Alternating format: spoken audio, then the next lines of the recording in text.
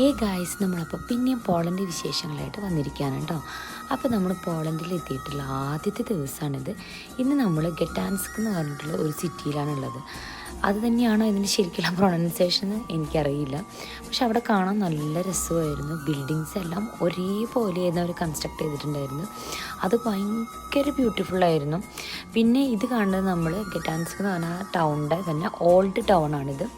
അവിടെ നമ്മൾ നേരെ പോയത് ഫോറം മാളിലാണ്.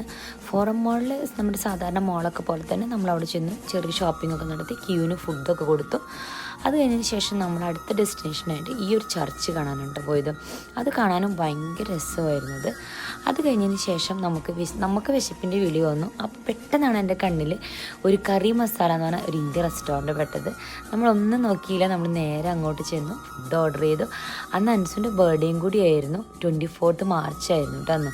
അപ്പോൾ നമുക്ക് വേണ്ട ഫുഡെല്ലാം ഓർഡർ ചെയ്തതിന് ശേഷം ഫുഡ് കഴിച്ച് നമ്മളവിടെ നിന്ന് വീട്ടിലേക്ക് പോയി ചെയ്ത് ഈ വ്യൂ ഉണ്ടല്ലോ, ഇപ്പോൾ ഈ കാണുന്ന വ്യൂ കാണാൻ ഭയങ്കര രസമായിരുന്നു. ഇത് അവിടുത്തെ സിറ്റിയിൽ തന്നെയുള്ളതാണിത്. ഇതിൻ്റെ നൈറ്റ് വ്യൂ ആണ് ശരിക്കും നല്ല ബ്യൂട്ടിഫുൾ ആയിട്ടുള്ളത്. അത് കഴിഞ്ഞതിന് ശേഷം നമ്മൾ കുറച്ചും കൂടി സ്ഥലങ്ങളിലേക്ക് പോയിട്ട് പിന്നെ നമ്മൾ നേരെ വീട്ടിലേക്ക് പോകാണ് കേട്ടോ ചെയ്തത്.